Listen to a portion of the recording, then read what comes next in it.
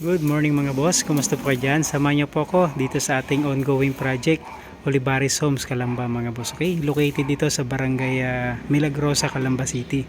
So katabi lang po ito ng NU University, the same time ng barangay Turbina, Calamba. So project natin dito mga boss, evergreen unit mga boss. Okay, so ngayon araw mga boss, bali kukulayan na natin yung project natin dito mga boss. So check muna natin pang perimeter fencing. So ikutan natin mga boss, okay?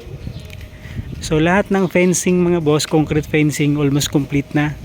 So yan, nakulayan na rin natin mga boss, okay? So all white na, white house na.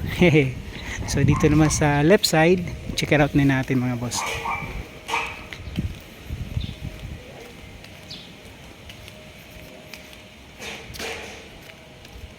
So yun mga boss, oh. Alright na mga boss, almost complete na. Okay, so yung Nima nakabit na rin ni Boss Jeff.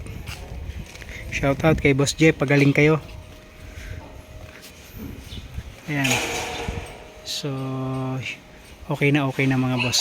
So ito naman sa harap mga boss, yan meron na rin tayong groove. Okay, yung design na tiles nakabit na rin, so kulang na lang yung ilaw tsaka yung supply natin. So meron na rin siyang abang ng wire. Ganun din dito sa may gate. So yung gate nakabit na rin, planks na lang yung kulang ni Boss Melvin tsaka yung sa service gate mga boss. So yung railing sa taas mga boss, pininturahan na ng kulay black. Okay, yun yung final color. So isa second coating pa natin yan after nitong matuyo mga boss. Siguro mga 2 hours pag tuyo na yung quick dry enamel natin mga boss na Boysen, si second coating natin for finaling. Okay, so ito naman stainless naman to, so no need to paint mga boss. Okay, so yung planks na lang yung kulang. So meron na rin yung mga abang ng pag lalagyan ng tornilyo mga boss. So nakabili na rin tayo ng tornilyo. Si Boss Sunny naman tinatapos na rin yung grills mga boss. Okay, Boss Nolan tsaka si Boss Noe tsaka si Boss Jan painting jobs. So syempre gamit natin dyan mga boss Boysen na paint.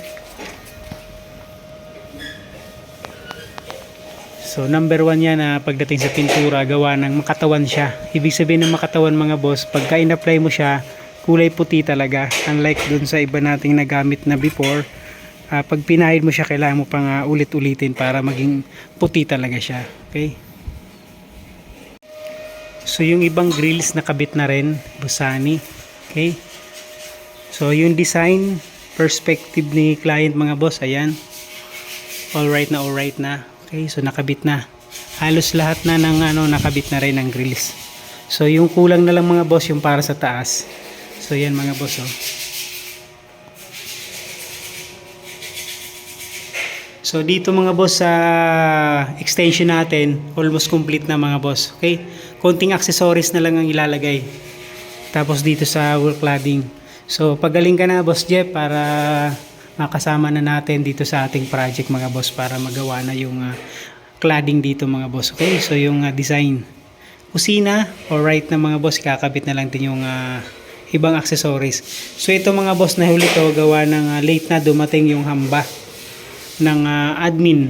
Okay, so tupalo na yan mga boss.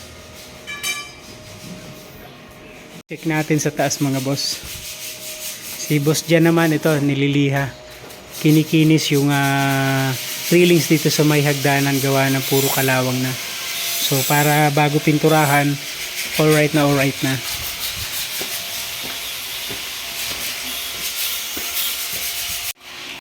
Good morning mga boss, Olivares Homes Project. So yan, pinapakinis na natin yung mga railings mga boss para mapinturahan na ng final black mga boss. Okay, so puro kalawang na, kaya sinatsagang linisin at tanggalin yung mga kalawang mga boss. So pinatanggal na natin to kay Sunny para palitan natin ng angle bar para dito ilalagay yung handrail na kahoy mga boss. Okay,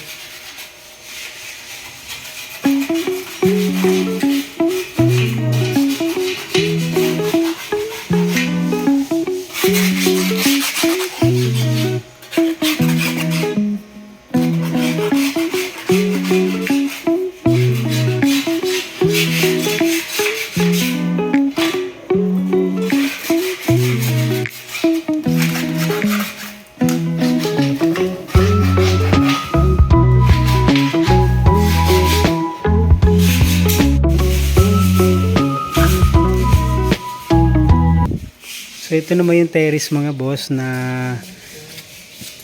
binago natin yung tiles mga boss. Okay, so halos binaklas natin lahat ng tiles, pati yung mortar mga boss, pinalitan natin. Tapos nagpalit tayo ng tiles. Okay, so railings, ayan. After 2 hours na madry na to mga boss, so isi-second coating to.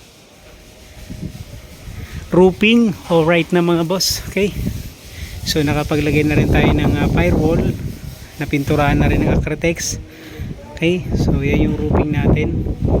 So alright na mga boss. Okay, so yung kulang na lang natin dito, yung grills dun sa dito, ginagawa na ni boss Sunny, tsaka yung dun sa may lanay mga boss. Okay,